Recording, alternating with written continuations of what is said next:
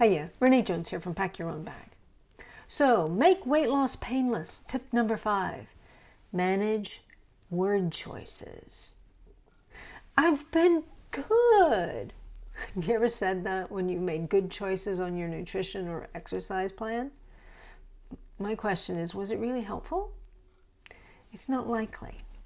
We don't need more shaming or blaming or making yourself or food choices wrong.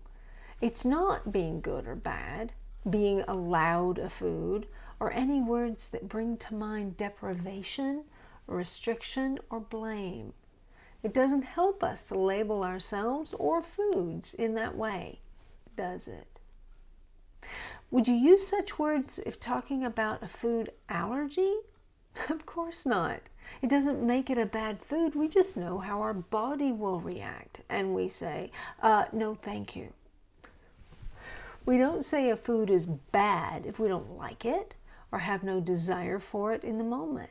It's our preference. If it's high in whatever it is you're trying to avoid, it's not bad. It's just not for you. What we eat is entirely our choice. Yet when we're talking about reaching a goal, we seem to decide they're either good or bad, when the truth is that it simply may not help us to reach our goal. We don't talk about a highway being bad because it's not the one that will take us where we want to go. I live near Interstate 20 in Texas, and it runs east and west. Is it a bad highway because it won't get me to North Dakota? No, that's not its role.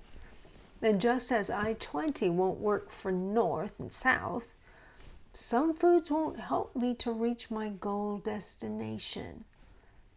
And labeling, it often clouds an issue. And the more we speak of it in that way, the cloudier things get, along with our moods. Or was that just me? Weight loss is not about punishing ourselves, but so much of our language around weight loss sounds like it. My grandparents raised cattle and turkeys year-round, and both roamed freely most of the time in their separate areas. But in laying season, we moved the turkeys into a large chunk of acreage right up near the house. And they roamed free in the day and had free access to nesting places as needed. At night, however, we put them in a protected pen because, well, coyotes and such. It took at least 2 of us, and we coordinated our movements to gently sort of herd them. It was patient work, and my grandfather would say, "Hold what you got," while the flock might have negotiated ruffled feathers and then settled so we could move them forward. In the end, they were all safe, accounted for, and tucked in for the night. It was kind of like a dance. Coordinated steps, choices, pauses, and the occasional sprint after an escapee. But we reached the goal. Lasting weight loss is a coordinated effort with just as many steps, choices, pauses, and sprints focused on a goal. There are times when you have to hold what you've got until feathers are smoothed again and we get settled back into the forward movement toward that goal. It's not punishment, shame, good, bad, or ugly.